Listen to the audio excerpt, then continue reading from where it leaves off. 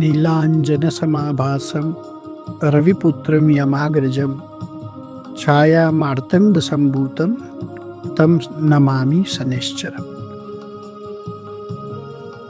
શાસન અને ન્યાયના દેવતા ભગવાન શનિદેવ, એની જન્મ જયંતિ એટલે 16મી મે શનિવાર 2026ના વર્ષમાં આવનારી શનિ જયંતિ લગભગ 13 વર્ષે શનિવારના દિવસે શનિ જયંતિ આવે છે. ભગવાન નારાયણ આ વિશ્વનું સંચાલન કરે, પણ એમાં ભગવાને ગ્રહમંડળના અત્યંત તેજસ્વી અને સૌંદર્યમાન એવા ભગવાન શનિને શાસનની ધુરા અને ન્યાય કાર્ય સોંપ્યું છે. એ ભગવાન શનિદેવ સંસારની કોઈ પણ વ્યક્તિ હોય એને સમાન દૃષ્ટિએ ન્યાય કરે છે.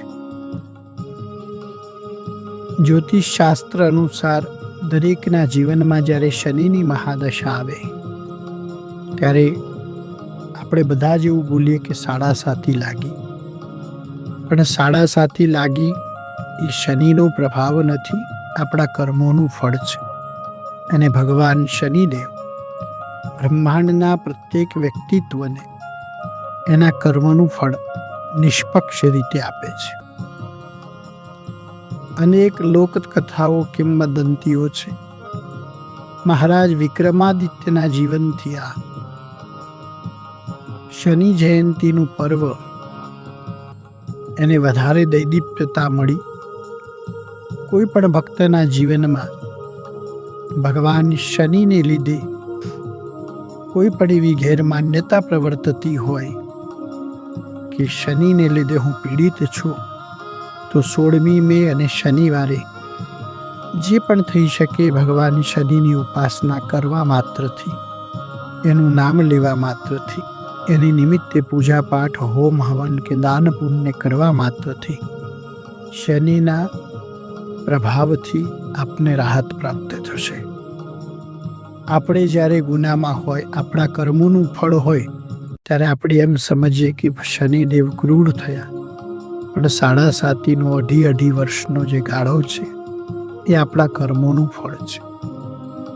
તો આવો 2026માં દૈવયોગે શનિવારને દિવસે શનિ જયંતિ આવી છે.